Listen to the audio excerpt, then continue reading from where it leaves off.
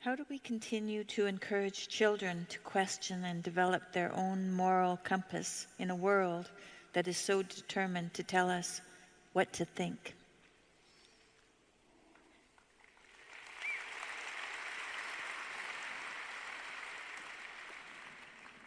I think probably in your own home, you just encourage that kind of behavior. I think one of the things we did reasonably well with our kids was encourage them to think. We listened to them, right? And negotiated with them. And so if you model that in your home, first of all, that'll alert them to the difference between a functional home and a pathological learning environment. That's a good thing for them to learn. And second, you can help them become sophisticated in their capacity to articulate themselves. A lot of that with kids, I would say, and this is true for the other people in your life too, is, you might think as a parent, well, I'm not that articulate, how can I help my children? And I would say, listen to them. And if you don't understand what they're telling you, ask them some questions and get them to represent what they're attempting to communicate clearly. You can do people a world of good by listening to them. There's almost nothing you can do for someone that is more productive and generous than to listen to them. And I can tell you a little strategy. This is a good one. This is also from Carl Rogers. This is a very good strategy. You try this with your wife or your husband. You could make this a rule. It's about the only psychological technique that I know that actually works, because most of what constitutes psychological technique is too sophisticated to boil down into something like a procedure, without it becoming false. But this works. So imagine, here's the rule. I'm going to listen to you. We're discussing some problem we want to solve. I'm going to listen to you. And then I'm going to wait till you tell me that you're done talking, right? So you've said what you have to say. And I'm going to leave that up to you. And then I'm going to tell you what you just told me. But here's the rule. You have to agree with my formulation.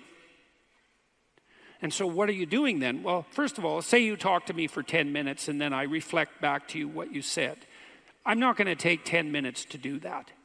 I'm going to have reduced it to its gist. It's sort of like extracting the punchline out of a joke, right? If you go tell someone else about a conversation that you had, you don't duplicate the whole conversation. You reduce it by some mysterious means to its essence, and you communicate that. And so one of the things you do for someone, if you do this, is to reflect back to them the essence of what they said. And if you get that right, they're pretty damn happy with you, because part of what they're trying to do when they're communicating is to reduce what they're communicating to its essence. And then if you allow them to be the determining judge of whether or not what you reflect back is accurate, then you also indicate to them extraordinarily clearly that you actually listened and understood. And even if you're arguing with someone, they're so thrilled that you did that half of their annoyance with you will disappear right there and then. They think, oh my God, you actually listened. And I had people in my clinical practice who'd never been listened to ever in their life by anyone. Not their parents, they had no friends, their parents never listened to them, they had no friends, they had nobody close to them. They were so incoherent and inarticulate and suffering from such a backlog of non-communication that it was a miracle to see. And it would take those people thousands of hours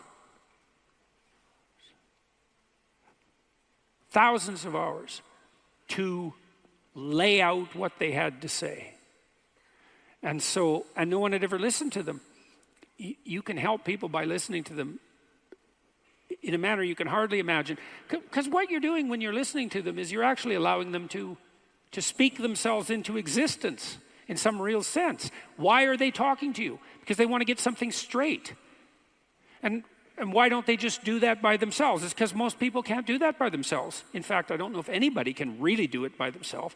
We think by talking. And even when we think by ourselves, we talk, it's internalized, it's still a dialogue.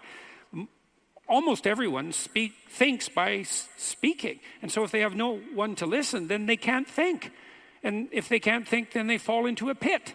And so if you listen, then you facilitate their thinking, and you can encourage them to speak and think. By your careful attention, you can indicate your careful attention by your capacity to reflect and summarize. So you try that. Try that in your life. Just every time you listen to someone from now on, it's like they go off on some communicative tangent. You say, "This is what I think you said. Did I get it right?" And maybe they say, "Well, no, not exactly. Here's what I really meant." There might be some tussling about.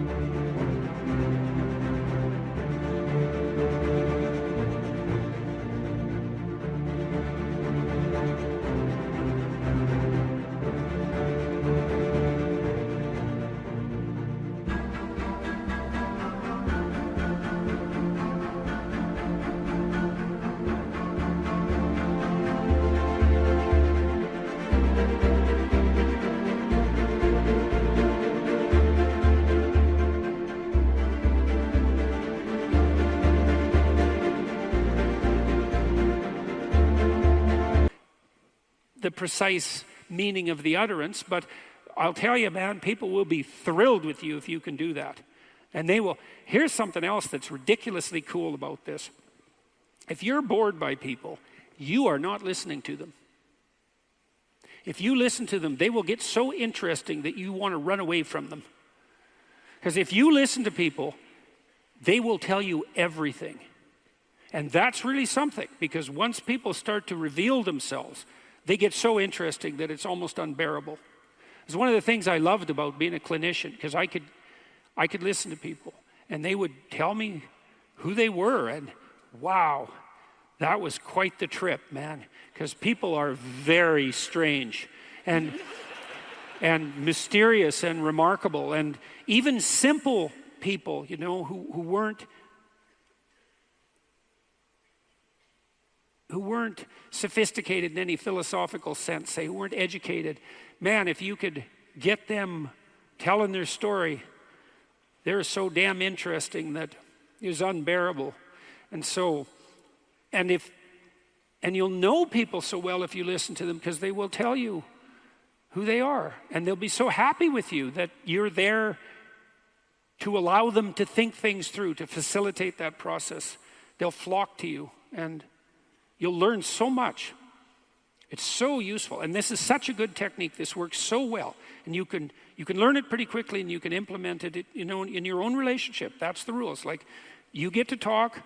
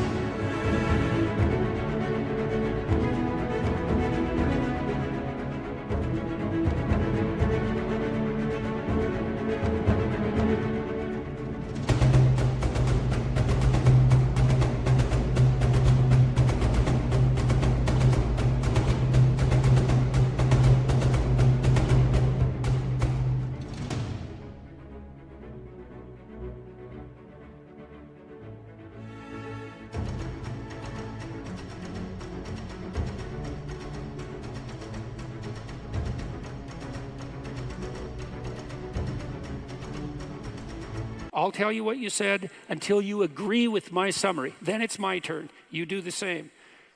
Rogers said, if you do that with your partner, your wife or your husband, you'll find that 80% of what you're arguing about will vanish just as a consequence of the process. And then what you'll have left is the actual problem, because you guys might be working out a real problem. But at least you'll only be working out the problem.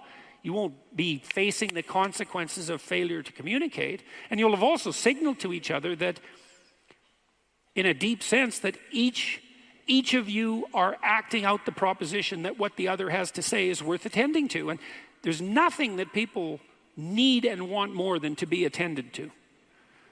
Attention is everything. That's why advertisers pay for it. So